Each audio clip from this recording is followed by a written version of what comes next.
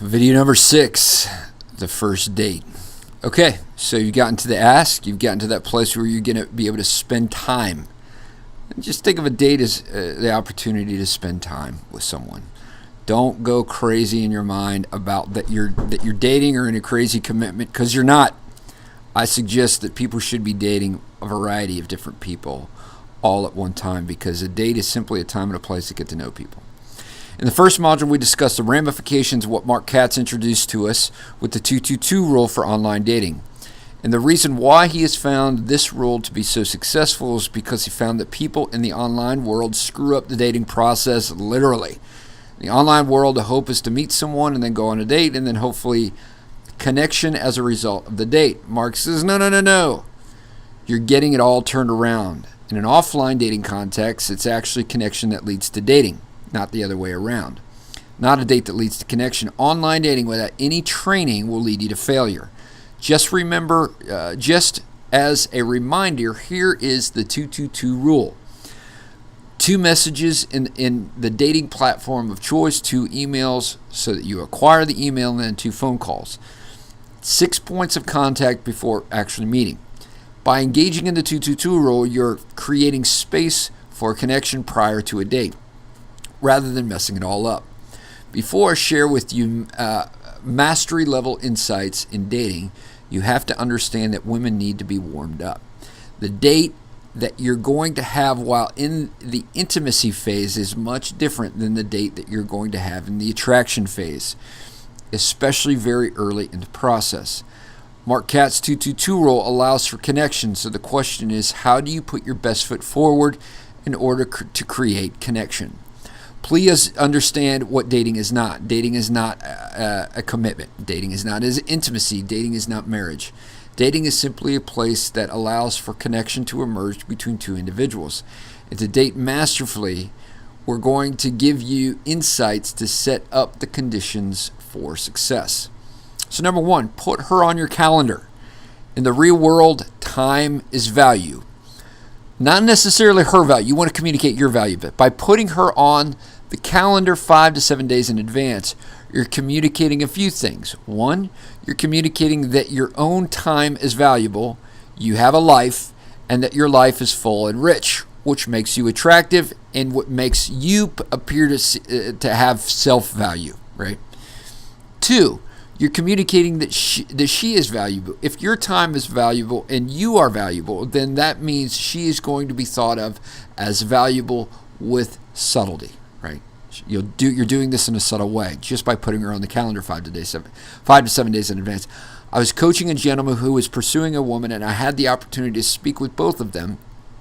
She told me that by him scheduling their date a week out to her made her, quote, made her feel important to him and made her feel special. And I shared this with another group of women, and one woman blurted out, "Yes, I'm a queen and I'm looking for a king." Right, and the place busted up laughing. When you fully understand your true value, time is one of the most important commodities, but most people don't get this, right? So most people don't get it. Number 2, use texting and phone calls intentionally in cold scenarios. Texting and phone calls are a bit of a dance. And the reason this needs to be stated clearly is because of anticipation. When a woman gets an opportunity to go on a date with a man for the first time, there's a process that women go through. It's not just going on a date. She wakes up in the morning, thinks about what she's going to wear, right? She thinks about if she's going to do her nails a few hours before. She may even call one of her friends to come over and help her pick out a dress for the date. A woman's dating experience is much different than our experience. Her experience is all about anticipation. If you take away the anticipation in her mind, you can almost take away dating. And anticipation is all about curiosity. And again, if you're new to this, less communication is better. Too many texts or phone calls communicate insecurity, being nervous, or sense of being unintentional. I've attached a PDF in the bonus section with text conversations that are beneficial leading up to a date, as well as text to avoid. My rule of thumb is to keep texts for information and phone calls for brief connection.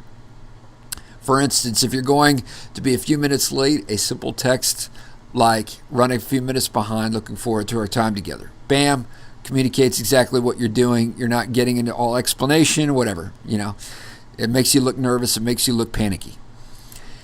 It's time for information, confidence, and anticipation. Conversations generally you'd like to keep under 30 minutes leading up to a first date. We'll address why a long conversation is a bad move here in a few minutes. Number 3, conditions of adventure and excitement. Physiologically, the mind's response to fear is similar to that of arousal in the brain. It's actually located in the right amygdala of the brain. Hormones can play a powerful role. Going hiking, jumping off rocks up a canyon stream, riding a roller coaster, bungee jumping, bridge jumping, cliff jumping. You can see that's kind of what I enjoy, but a lot of people don't. Going on a hot air balloon, although that's a bit too expensive and too much for a first date, or horseback riding are just some of the ideas for keeping your dates outside of the box, adventurous and exciting. Research has found that couples who regularly take adventures together experience high levels of dopamine, norepinephrine, and phenylethylamine, right? Phenylethylamine, the hormonal cocktail of sweeping a woman off of her feet. As we discussed in the first module, there will be points in the future where two people coming together will have disagreements. How you engage in disagreement is just as important, if not more important, than disagreeing. If your date says something that rubs you wrong or you disagree with, take a few moments, listen to what she has to say, and then with a smile on your face, respond by saying, I see where you're coming from, here's my viewpoint, right? Women love collaboration and not competition, right? Especially early on. It's not 100% consistent, but it's a truism, right? There will be plenty of time in the future to learn how to communicate. Remember, in the early stages, it's important to put your best foot forward. Right now, it is not the time to pick a fight or strongly disagree. You'll want to create collaborative moments where you are going on a journey together. This is where adventure is so effective. Number 5, don't ask how the date is going. The best way to communicate insecurity and lack of confidence to a woman is to ask this question. The best way to ensure success is to make a plan of what she enjoys and then execute it. It's pretty simple. Make a plan and execute it, right? Don't go too long. Just last week, my wife and I were in the car with one of our friends who was an amazing woman in her early 30s. She's seriously hot. She's attractive, very attractive. And she gets asked out on a regular basis, and she said that she went out on a date a few days before when she was talking to us. They had dinner and talked for over 3 hours on a first date. When she was telling us about it, you could hear that there was no excitement in her voice. And I knew what he was telling his friends the next day. Man, I went out to dinner with this beautiful girl that talked for over 3 hours. No, y'all. Research finds that a man and a woman who spend over 3 hours on the first date, cold scenario, meaning very little contact, rarely go on a second date, right?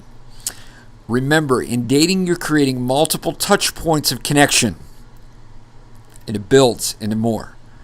Too much, too fast. 3 hours, too much time together.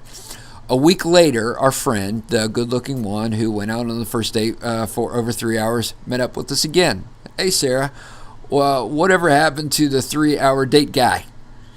Yeah, it didn't work out. Me? Why do you think that is, Sarah? There was just no excitement for me, no spark. If there's anything I want you to learn from this video, it's that women love anticipation and curiosity. She is waiting for a man with a plan, and her deep desire is that a man would execute and take action. Right? In other words, bro, you tired her out and exhausted her emotional energy. Don't do that. On the first date, a woman is cranking all day with anticipation. If you spend 3 hours with her over coffee or dinner, she's just not in that good of emotional shape. In fact, no one is. She isn't. We aren't. We're just not that good of emotional shape. Okay. Date number 2 and 3, right, need to be a continuation of these incredible conditions if you want to move forward, right? So let's recap here. Create the conditions for connection. Put her on your calendar. Use texting and phone calls intentionally in cold scenarios. Conditions of adventure and excitement. Number 3. Number 4, women love collaboration and not competition. And number 5, number 1, don't ask how the date is going. Point number 6, number 2, don't go too long. Creating a plan and executing a plan is what she wants. There it is. That is lesson number 6. I just gave you a ton of information. I wouldn't mind if you went back and rewatched this a few times. Learn this, know this, put it in your subconscious, learn. It's going to help you with success. I'm telling you. I've just seen it way too many times. You guys are rock stars, and I will see you soon.